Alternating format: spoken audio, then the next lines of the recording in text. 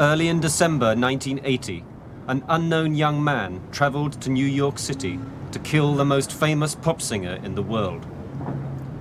This film is the killer's story, as told by those who knew him and loved him. It's the story the killer told afterwards to detectives and psychiatrists. But it's also a film about the danger of stories, and of one story in particular, a story used as a murder weapon.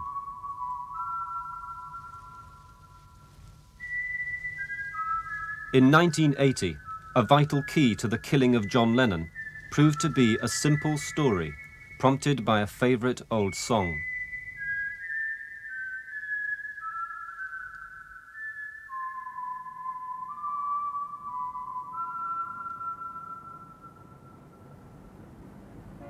By the evening of Monday, 8th of December, the unknown young man was standing outside the New York apartment of the famous pop singer. Here, in his own words, is what happened next. If you ever get a chance, go to the Dakota building. Just look at it and think that's where it happened. There was no emotion, there was no anger, there was nothing. It was dead silence in my brain, dead cold quiet. He walked up, he looked at me. I'm telling you, the man was going to be dead in less than 5 minutes, and he looked at me. And I looked at him, and he walked past me, and then I heard in my head, said, do it, do it, do it, over and over again, do it, do it, do it, do it, do it, like that. Pulled a gun out of my pocket, put my hand into my left hand. I don't remember aiming. I must have, though, but I don't remember drawing a bead or whatever you call it. And I just pulled the trigger steady 5 times.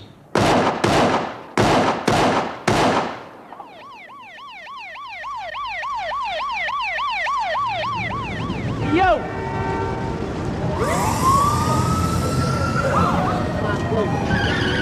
This individual, who is unidentified at this point, but will be identified soon, fired 5 shots from a .38 caliber Charter Arms pistol. Mr. Lennon was struck several times. We're not positive at this time as to how many times he was struck. He's dead, he's coming back. It appears at this time that the individual is from out of town, possibly Hawaii. That's the way it looks at the moment. Was he a screwball? What's his at the time? Hey, this looks familiar, doesn't it? Mr. Chapman, is that you in there? The unknown young man, 3 hours after he killed John Lennon. His name is Mark David Chapman, and this police video, taken that night through a two-way mirror, marks the beginning of the investigation into what turned him into a murderer. Police had found him minutes after the shooting, waiting for them quietly at the scene of the crime. He'd dropped his gun, and in its place was only carrying a paperback novel. Inside he'd written, "To Holden Caulfield, from Holden Caulfield. This is my statement." From that night onward, the catcher in the rye haunted the investigation into Lennon's killing. Let me have your date of birth, okay? May 10, 1955. And that makes you how old now? 25. Okay, and you spell your first name? M-A-R-K. In prison interviews with detectives and psychiatrists, Chapman constantly returned to the same theme. Anyone, he said, who understood literature would understand why. And you read the book, and you think about me and the terrible fall, and you read, "I'm sorry I told so many people about it. Don't ever tell anybody anything." And it might hit you. You might really come to the full scope of understanding of what I've stood for in my life, what the terrible fall was, and what I'm doing now, and what I will be doing in the future. It just might come to you. I'm praying that it will, and that you realize that something very extraordinary has happened with an extraordinary book, and without ego, an extraordinary person. And Lennon, an extraordinary person. The Beatles, an extraordinary cultural movement in the 60s and early 70s. Probably the cultural experience, musically and culturally. They changed the world as we know it. And I changed them. At his trial, Chapman pleaded guilty. sentence was passed without his evidence being heard. Until now, no one outside a prison cell has heard from Chapman himself why Lennon had to die. The reason I killed John Lennon was to gain prominence, to promote the reading of J.D. Salinger's The Catcher in the Rye. I'm not saying I'm the Messiah or nothing like that. If you read the book and if you understand my past, but you seem to understand my past pretty well, and you would see that I am indeed the catcher in the rye of this generation. Our book for discussion in class this morning is J.D. Salinger's Catcher in the Rye. It is a book that is at the top of the list of the most banned books in the United States. The banning of Catcher in the Rye in many American schools is a curious fate for an acclaimed work of literature. Yet this funny, sad novel about a teenager driven to despair by the phoniness and hypocrisy of the adult world is often outlawed as dangerously subversive. The theme of phoniness certainly is a predominant theme throughout the book. A crusade against phoniness, one critic called it, and teachers have been well aware how deeply the book impresses some students and how intensely they identify with its hero, Holden Caulfield. But listen now anyway, he started concentrating again. Then he said, "This fall I think you're writing for is a special kind of fall, a horrible kind. The man falling isn't permitted to feel or hear himself hit bottom. He just keeps falling and falling. The whole He tells him it's a special kind of fall. It's a horrible kind. And it is. Look at what's happened to my life on the surface. I murdered a man. But not only did I fall, but I took a lot more with me than just myself. A whole era ended. It was the last nail in the coffin of the 60s. There's a place I go where I don't know who I am. This is a recording Mark Chapman made of one of his own songs, written in the late 60s. It doesn't matter who you are. Mark was a Southern boy, born in Texas, but raised here in this quiet, respectable suburb of Decatur, near Atlanta in Georgia. Later, he'd speak of an unhappy childhood spent in this house with a father he called cold and unresponsive. But his mother, questioned after the killing, has said she noticed nothing wrong in those early days. At first, he'd done well at school and everything seemed normal. When trouble came, rather than anything wrong with Mark himself, it had seemed more like a sign of the changing times.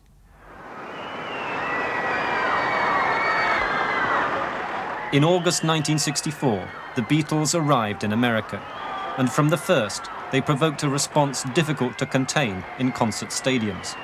With their arrival, the turbulent world of the 60s had begun. Little here to reassure conservative America. And in 1966, Lennon's remarks about the Beatles and Jesus scratched a raw nerve. I'm not saying that we're better or greater or comparing us with Jesus Christ as a person or God as a thing or whatever it is. You know, I just said what I said and it was wrong or was taken wrong, and now it's all this. This is Doug Layton and Tommy Charles. We're reminding you that our fantastic Beatle boycott is still in effect. Don't you forget what the Beatles have said. Don't forget to take your Beatle records and your Beatle paraphernalia to any one of our 14 pickup points in Birmingham, Alabama, and turn them in this week if possible. The group were big enough to ride out the controversy, but Lennon, sharp-tongued, hard-edged and philosophical, had already begun to find a place apart from the other Beatles. In Atlanta, Mark Chapman was swept along with the spirit of the times.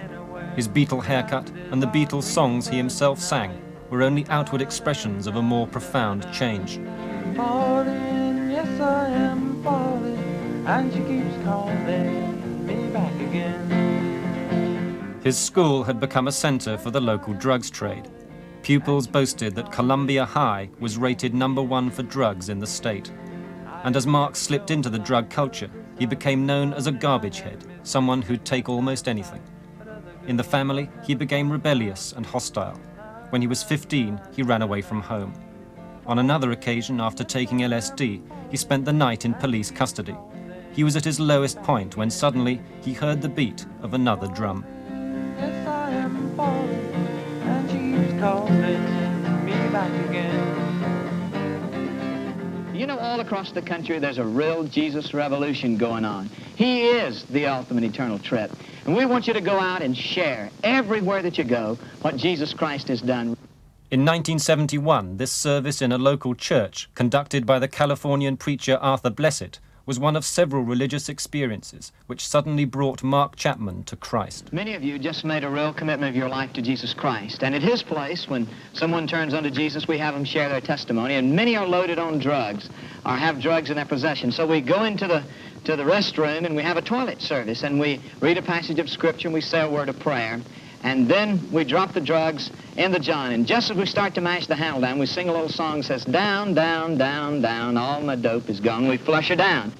Remember, Jesus Christ is life's greatest trip. I had an encounter with Jesus Christ, and he came into my life. I was just nothing but a dope head, and I asked Christ to come into my life. And he came. I mean, I didn't see him, but he was there. You know, I knew he was there, and I felt forgiven of all my sins, and felt like my life was headed on the right track again. I read the Bible, and I worked in inner city Atlanta with kids that you just wouldn't believe. It was after his conversion that Mark met the girl who many years later, in prison, he would still call his only one true love. He had changed his drug days. He had changed into being a Christian. He had very high morals, very high standards for himself and for me, and we were not to sway from those standards. At 15, as in love as I could be at the time. And of course, he was 17 and growing up, a little bit more grown up than I was. But yes, we were in love. There's no doubt about that. He had his own ways of thinking about things. That's the only way I can describe it. He had his own way of how he felt about things, about real things. And that's the way we had to be with each other. It was very honest and open. He had there was no place in our relationship for anything that was phony. No lies, no games. It was me in the end that said goodbye, and it was very hard for Mark. He didn't go on. He didn't say, okay, you know, so that didn't work. Now I need to pick myself back up and maybe spend some time with myself, and like all of us do when a relationship comes to an end. And we learn from it, and we go on. That didn't happen with Mark. Talking to you has, you know, brought a lot of things back for me. And I remember quite clearly finding out and how shocked. It wouldn't register for the longest time. And now it's like, I feel totally helpless almost, you know, what could I do? Everyone, I can't even tell. I can't tell friends because they would hate me. I had nothing to do with it, but there's very few people, you know, that I would even tell about this.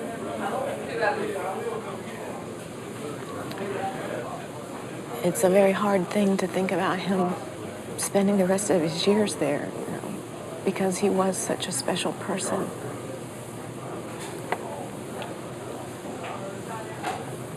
Such a kind and gentle, very gentle person.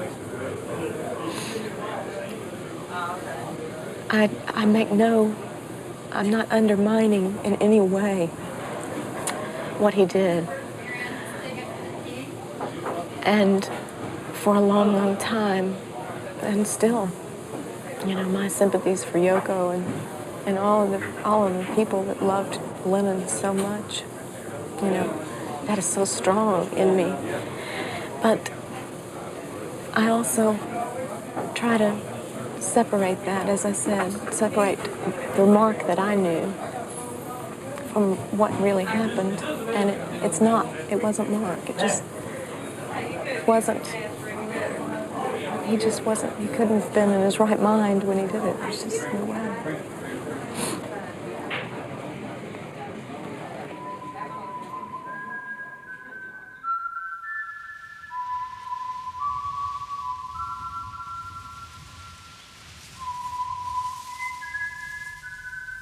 It was now that Mark Chapman read Catcher in the Rye for the first time. He was 16, the same age as the book's hero, Holden Caulfield. And like Holden, who fears the loss of the innocent world of childhood, Mark now began to spend more of his time with children. This is his application form to become a camp leader at the YMCA in Decatur, where he worked with Vince Smith. I knew Mark Chapman quite well. He served as assistant director when I was director at Camp Coda. He was particularly good with little children. In fact, I've never seen a boy of his age that was so good with little children. He was like a Pied Piper. They'd follow him around. He struck me as just a fine young boy. I didn't see a fault in Mark. He tended to have grand ideas that would, grand passions that would stick with him. And then one day they'd be gone and another one would come back. I felt that the Catcher in the Rye business was one of Mark's passions, but I didn't see anything, and I'm familiar with the book, I didn't see anything in there that made me think that was going to be a more serious passion in another book. In fact, I figured that next week he'd have another book that he'd be trying to get everybody to read. He certainly didn't seem like Holden Caulfield to me. And Nemo was his camp name. Nemo. And I called myself Nemo for 7 years at the YMCA day camp, till I found out what Nemo means in Latin. What's it mean? It means nothing. Literally nothing.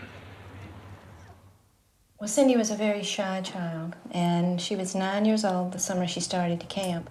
And the first day that I took her, she was very nervous and cried, and I left her crying. And I worried all day, of course, how she was doing. And when I came back to pick her up, she was walking up the hill, and she had her arm around Mark, and he had his arm around her. And there was this big smile on her face, and I knew that she had found a friend. He was just totally honest, totally sincere. He truly cared for me. And that is very odd for an adult to react that way for a child. He did not treat me like a child. He never spoke to me like I was a child. He spoke to me like I was his age and that I could understand everything that he was saying to me. But then again, he didn't really act like an adult. Well, it was unconditional love on your part that you had for Mark. There was no criticism or... No. You accepted him as he was and loved him as he was. And I think that's the reason that Mark became close to me.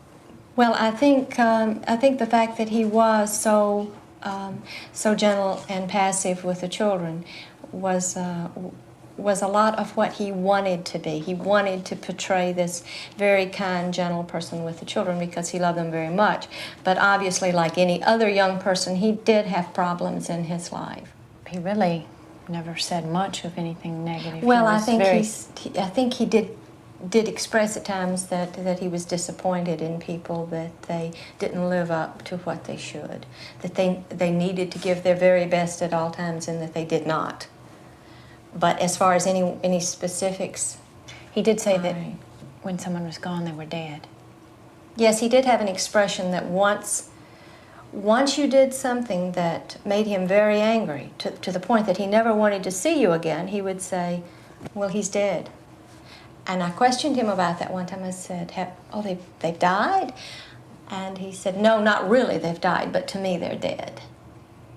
So when you did fall out of grace with Mark, he marked you off his list. And Lennon completely. fell out of the grace of Mark. Someone asked us not long ago if we feel any hatred or any hostility toward him for what he did. Although we were appalled at his crime, no one can condone murder, can they? We were shocked and we were horrified. But to us, he was still the Mark who loved us and who gave us so much of himself. And we will always love him. Mark went on to win recognition and distinction with the YMCA. He worked briefly for them in the Lebanon, and in 1975 he was sent to Fort Chaffee in Arkansas to help refugee children from Vietnam. My name is Mark Chapman, and I came to work at Fort Chaffee about 3 months ago. This is truly one of the best experiences I've ever had. It's so good to work closely with the Vietnamese people and to exchange culture and ideas. Despite the confident voice on the camp radio and glowing reports from his superiors, all was far from well with Mark Chapman at Chaffee. He was closer than ever to the children, to whom he remained the Pied Piper, the cheerful organizer of camp games. But to co-workers he appeared tense. He was something of a loner, moody and frequently depressed.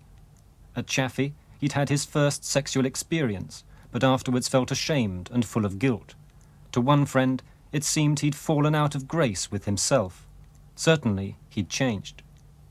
And from that point on, I didn't really go towards Mark like I used to. I didn't run up and hug him. I would speak, but I would keep a distance. It wasn't like he was the same person I had known at camp.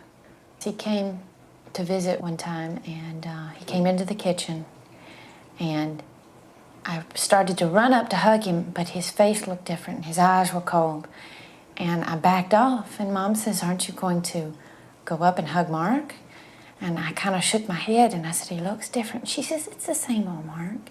But it wasn't the same old Mark. He had shark eyes, and he had no feeling in his face. He looked very cold and very unhappy, and he scared me. Something was going wrong with the Pied Piper, something he couldn't control. And now he looked for a way of escape.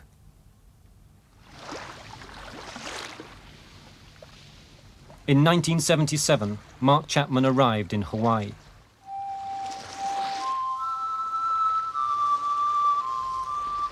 In the past year, he'd walked out of the YMCA, failed at college, and broken off an engagement.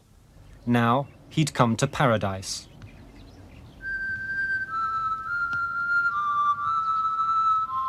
He'd come to spend all his money in one last fling at the smart hotels on Waikiki Beach, and when it ran out, to kill himself.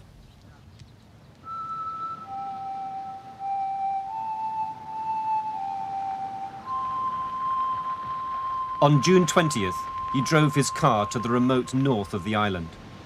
Then, connecting a hose to the exhaust, he tried to asphyxiate himself. The suicide bid ended when a fisherman knocked at the car window. "I think of myself," Chapman told doctors in the hospital afterwards, "as a boxer in the 27th round, my face all bloody and bruised." To escape his depression, he'd come to Hawaii to kill himself.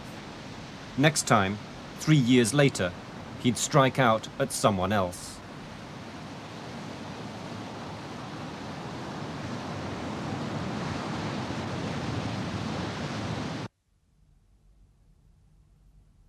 In the late 70s, John Lennon, guru and idol of millions of fans, withdrew from the limelight and into private life. For 5 years, he gave no interviews and made no records. He disappeared from the public stage.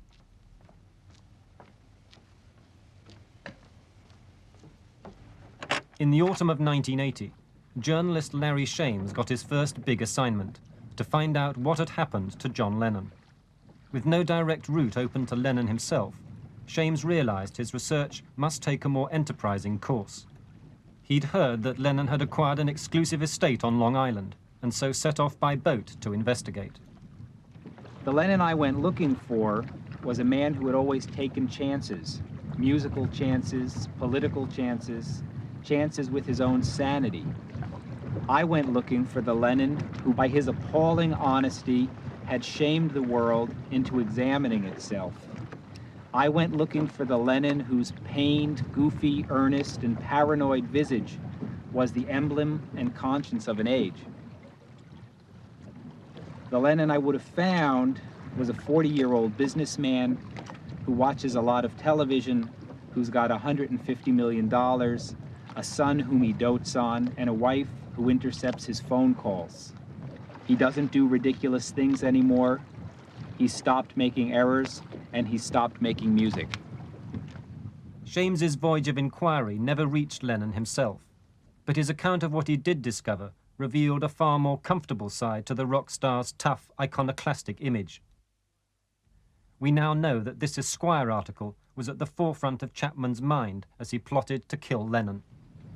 I felt just terrible when I heard about Chapman. The thought that my article in any way might have been one of the things that went through his mind was devastating to me. The article at the beginning had been undertaken rather in the spirit of a journalistic caper. The reporting itself was fun, and Lennon himself in life was such a towering figure that it didn't seem that he could in any way be hurt or even really touched by this sort of story.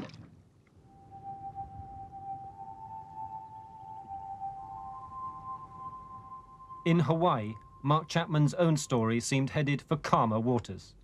He'd seen the failure of his suicide attempt as a message from God that he should make a new life for himself. At first, he'd settled here at Kailua.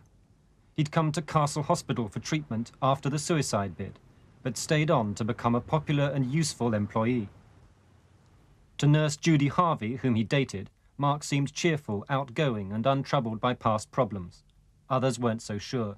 On the surface, I think most people would say that Mark was getting along fine, that he was well balanced, that the past episode in his life when he tried to take his life was over, and that he was doing well. But there were certain little glimpses you would get of Mark occasionally that would let you know that things weren't all just right. When he was down, he was quiet, he was sullen, he really didn't want to talk too much.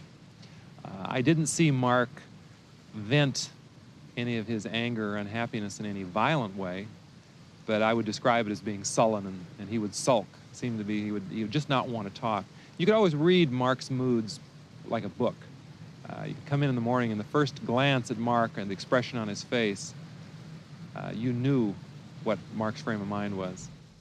In 1978, Mark met Gloria Abe, a travel agent who'd helped him plan a world trip. The following year, they married. Yet despite the romance, his spells of depression continued, to the growing concern of his friends. We were concerned because of Mark's history and the fact that he had tried to kill himself, and when he would sink into a depressed mood, that would get some of us rather worried. And granted, all of us have ups and downs, but with Mark, the ups seemed to be a little higher and the downs seemed to be a little lower, and with his history, we were concerned. These were markings and signs of a very troubled young man, capable, we thought, of inflicting damage to himself. As I mentioned to you before, when we heard that he shot John Lennon, it didn't particularly surprise us that he was capable of violence. We just didn't think he would direct the violence at someone else. Throughout 1980, the cycle of depression became worse. Think about it. Hawaii, beautiful place to live. Weather's perfect. Then it would be ideal. It would be like the Garden of Eden. But I was getting depressed again. And I was just sick and tired of everything.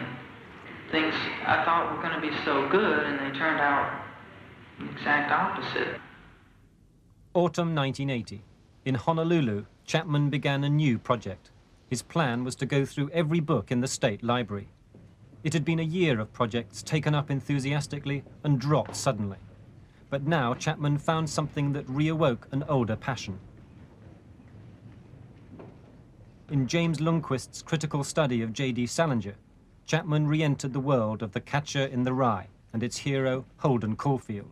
In Holden, Chapman discerned a powerful reflection of his own condition. His admiring letter to Professor Lundquist was signed, "A 25-year-old catcher." At the same time, he continued in the library. I checked out a book about John Lennon.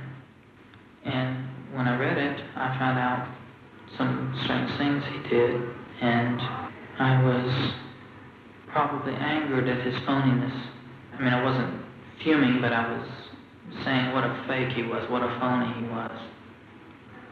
Then I thought to myself that I was going to kill John Lennon.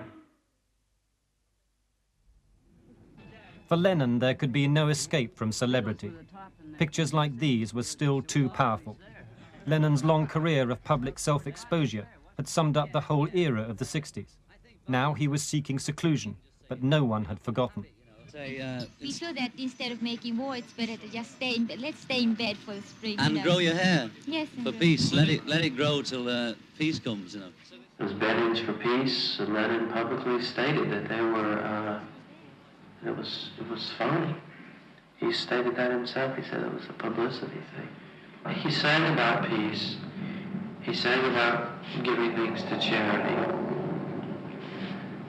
He protested. He whined. He screamed. He went through the primal scream bullshit. You know, it's all that self-centered baloney. The man was just, you know, a complete phony.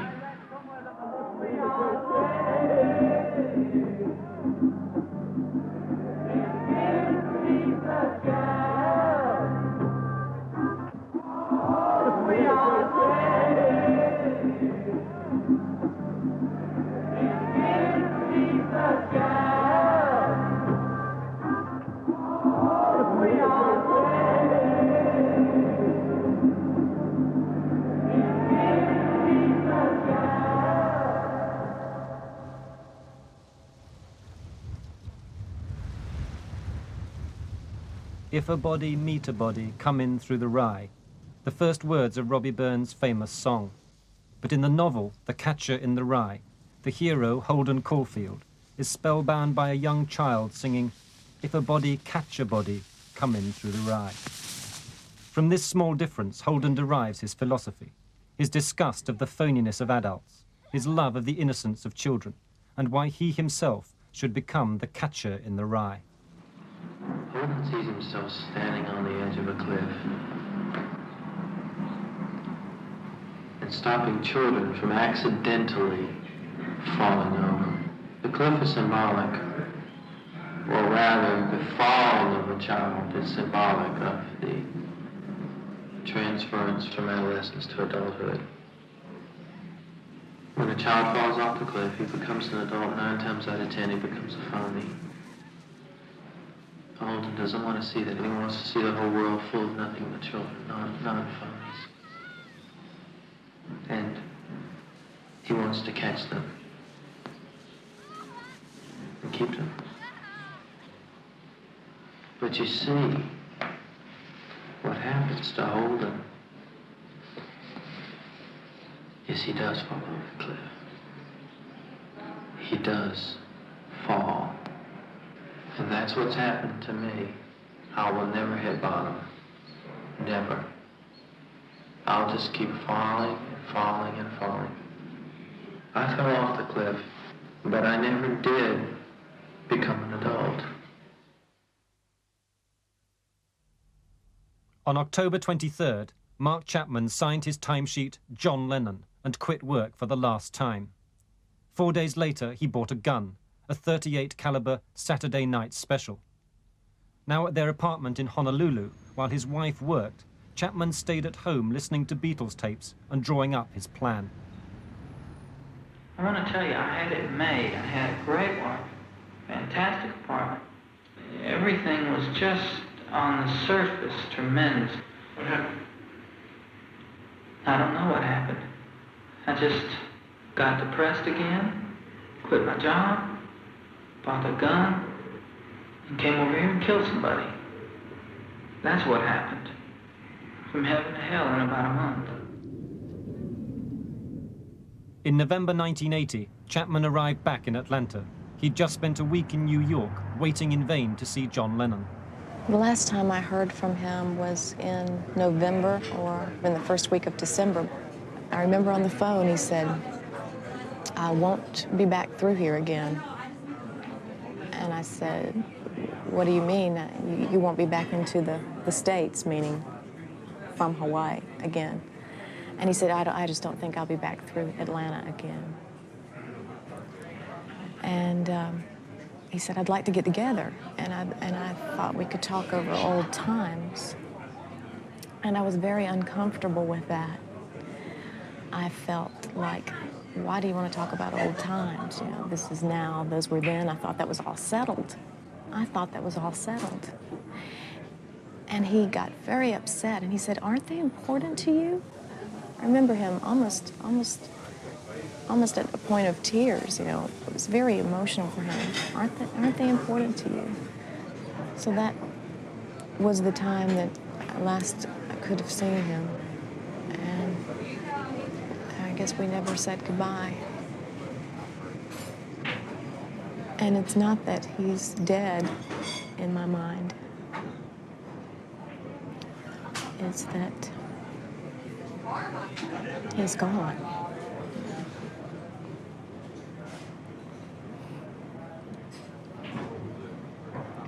I guess he was gone a long time ago, and I just didn't know it. In a sense, I think he stayed back in 1972.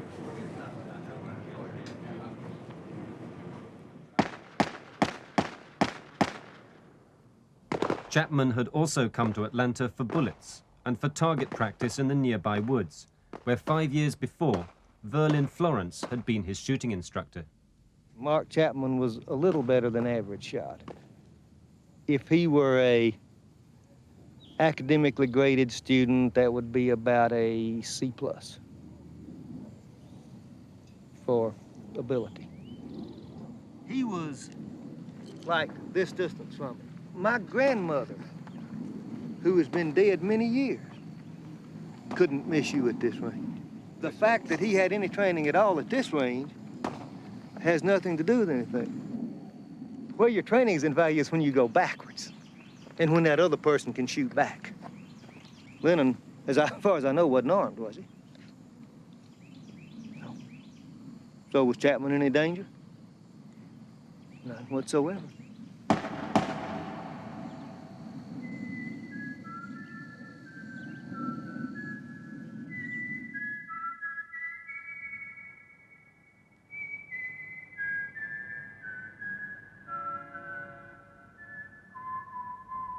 On Saturday, December the 6th, 1980, Mark Chapman returned to New York City.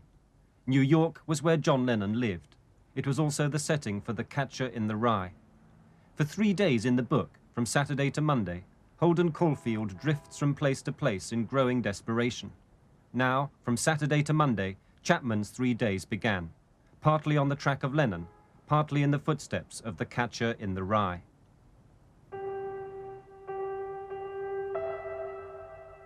In the book, Holden annoyed impatient taxi drivers with the question, where do the ducks in Central Park go in winter? Chapman now went to Central Park to ask the same question.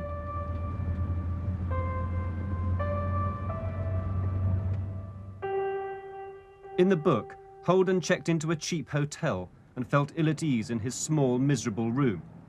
Now lodged at the $16 a night YMCA, Chapman quickly became dejected, and like Holden, he took great offense at noises from across the hallway.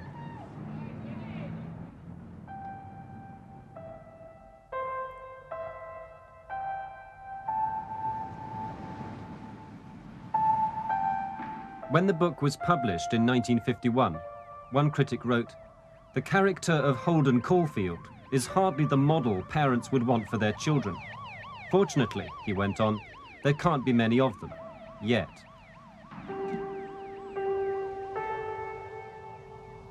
On his last night, Chapman had a prostitute sent up to his room. In this, too, he was following the book. And, as with Holden before him, there was no sex. He'd paid the woman twice the normal rate before sending her away. These coincidences Chapman would later describe as accidental, signs, he claimed, that destiny was at work. The story of Catcher in the Rye ends back in Central Park by the Carousel. Here, as he watches his little sister go round and round, the tired and confused young hero of the novel finds a kind of grace at last, and relief from the mental turmoil that's haunted him throughout the book. But for Chapman, watching the Carousel that final weekend, there would be no grace. For him, there'd be one more chapter. Do you think Holden's a real nice kind of a guy and everything? He wouldn't hurt a flea? Well, he wouldn't, at least up to the point in the book. I think Holden was capable of killing someone. While Chapman sat by the Carousel, a few hundred yards away in the Dakota building, John Lennon and Yoko Ono were at home, unaware they were spending their last weekend together. Within the past few weeks, Lennon had suddenly re-emerged on the public stage. There was a new record in the shops and long interviews in the press. Chapman would later say that these interviews had summed up Lennon's whole life. And in the lyrics on the new album, Chapman found a confirmation that Lennon had recognized his destiny and that their two paths would now converge.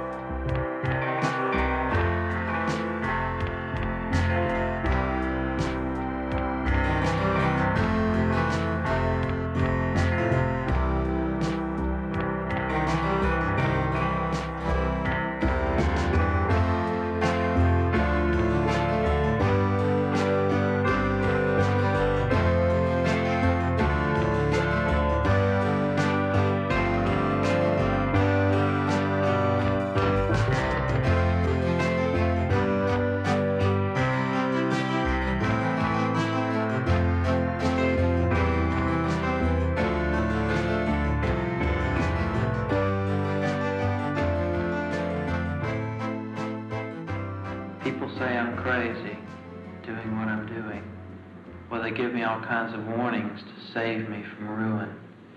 I'm just sitting here watching the wheels go round and round. I really love to watch them roll. No longer riding on the merry-go-round. I just had to let it go. It's incredible. The whole thing is just... it's incredible.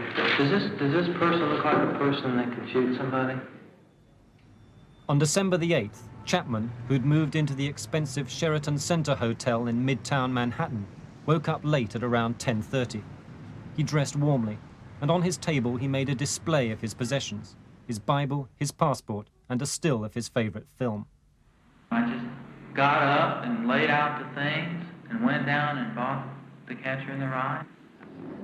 And I went outside on the street and I wrote, "To Holden Caulfield, from Holden Caulfield." And I wrote, "This is my statement."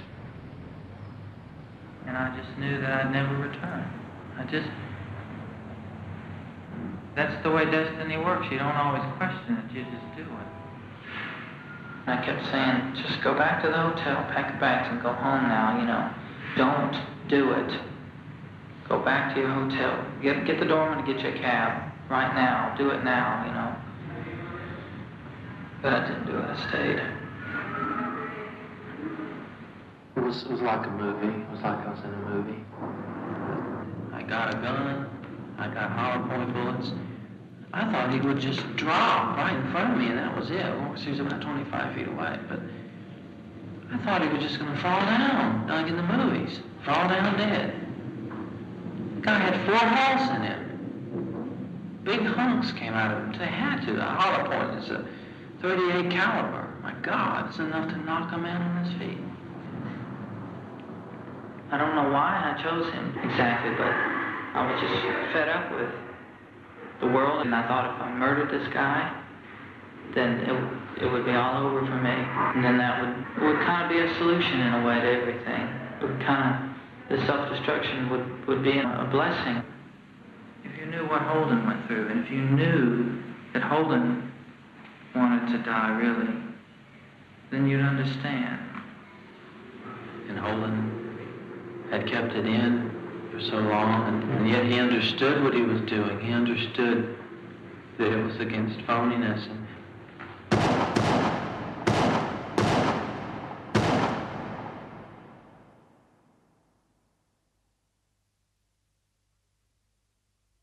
mugshots are photographs of criminals. They reveal nothing about why someone commits a crime. In Chapman's case, there was no shortage of explanations, some far-fetched, some conspiratorial, some clearly derived from the police. Headlines like these addressed a deep need for an explanation, but did they explain anything? If Chapman's motive was a mystery, it was also a battlefield. The prosecution believed he killed Lennon to become famous, the defense because he was insane. The psychiatrists disagreed. Before them was a young killer who certainly knew he was Mark Chapman, but also believed he was the personification of a fictional character. But you see, this whole thing, Lennon, me, the book, is so much bigger than guilty and not guilty. Unless you know the book, unless you know me, you can't really understand it. I think people have fantasies all the time, and people identify with stories they read all the time. You become involved in a book or you become involved in a movie, but to have it become your life and use it as a script for carrying out some very strongly felt mission is something quite unusual, and I think he identifies with the gentleness of Holden Caulfield, because Mark identifies also with the innocent children of the world. He sees himself as their advocate. He feels himself to be one of the innocent children of the world, and he is going to do everything in his power to avoid hitting the bottom of that cliff. Mark probably saw John Lennon as a representative of, a very well-known representative of an individual who had been an innocent child and had fallen off the cliff and become an evil, exploitative, phony adult, and deserving of whatever punishment Mark was going to mete out. With Lennon's murder, Mark Chapman joined the growing ranks of America's celebrity killers. Understanding them has become a matter of urgency. They're unpredictable, they strike at random, and come from nowhere. Gavin DeBecker, a specialist in security for the famous, is working with the FBI on research to understand more about celebrity attackers. You know, our office has about 4,000 people under assessment, and we have a whole group that are similar to Chapman in terms of the pre-incident indicators, the factors that are part of their lives before they commit their attack. And Chapman is not unfamiliar to us. They are unsettled and unhappy and travel to somewhere else only to find themselves unsettled and traveling again. And you see that randomized travel in almost every serious case where a public figure attack or near attack occurs. This society is focusing on famous people and celebrities and making celebrities with a fury that's never existed before. In days gone by, the mass media really was just the Bible. The Bible was the story that your grandmother told you, and that's what you eventually went on to learn. Well, now the media and media figures play a much greater role in all of our lives. You and I maybe can draw the line between what's appropriate and inappropriate in terms of that relationship. But mentally ill people cannot effectively edit out the inappropriate. And against that background, we have to see ourselves in them as well, because there is an acceptable level of idolatry. All of us have idols and pursue those. But what is a mild drug for some of us is a poison for some others. And Chapman is one of those others. This is Hogan's Alley. It is a stage set. A fantasy world where the FBI rehearses the stakeouts, sieges and gunfights that are the reality of violence in America today. But the rise of the so-called media criminals has meant concentrating on new targets. Dr. Park Dietz is a forensic psychiatrist who, for the past 5 years, has been studying the relationship between the public and celebrities for the National Institute of Justice. People who identify with characters in books and films and begin to take on some of their characteristics in real life are choosing to do that It's fashionable to think of this as an involuntary process in which somehow the individual's mind is taken over by the character or they become possessed, a kind of demonological view of it. But in fact, they're choosing to go to that film. They're choosing that character for identification. And it is a normal process of development to choose particular features from role models, to choose what we want to be from among the various options available to us. The individual who subjects himself repeatedly to exposure to inappropriate models, who takes on those characteristics to try to become like that, is choosing his fate. The role of the artist is to invent fantasy worlds. People may choose to enter them temporarily, enjoy them, and leave and exit to reality. But for a large segment of our population, the fantasy world becomes reality, and there are those who live within that fantasy.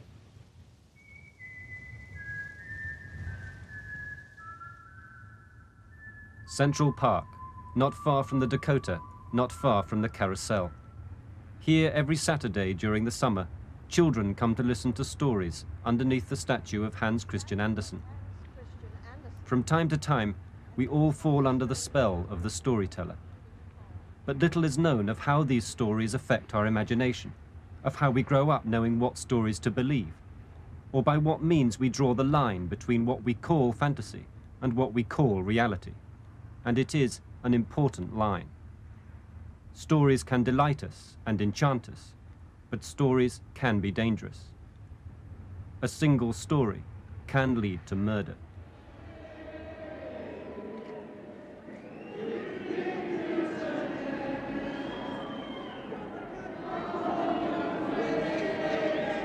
December 1980.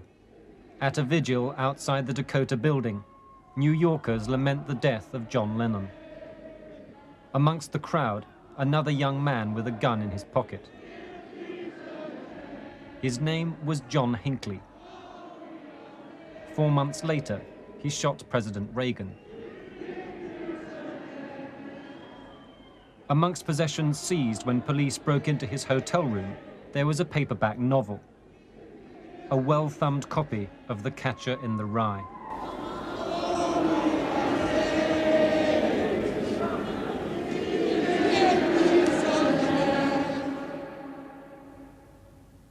Since the controversy which followed its publication in the 50s, J.D. Salinger has always refused to interpret Catcher in the Rye.